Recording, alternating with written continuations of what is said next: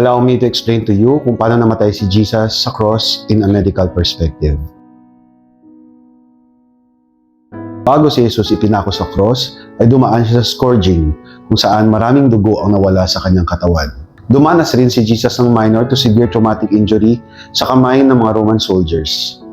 Isa rin sa dahilan ng kanyang pagkamatay is dehydration o pagkakulang ng tubig sa kanyang katawan dahil sa mahabang oras na nakabilad siya sa ilalim ng araw. Dahilan rin ang asphyxiation o hirap sa paghinga dahil sa haba ng ibinitin niya sa cross. Namatay si Jesus dahil sa hypovolemic shock dahil sa maraming dugo ang nawala sa kanyang katawan. Ang bigat ng kanyang katawan at tensyon sa kanyang braso at kamay ang nagdadala pa ng matinding kahirapan sa paghinga. Dahil si Jesus ay nakapako sa cross at sa posisyon na nakabitin, ito ang nagbigay sa kanya ng hirap sa paghinga. Malubhang pisikal at emosyonal na trauma ang dala sa kanya ng cross. At ito ang dahilan ng pagpalya ng kanyang puso.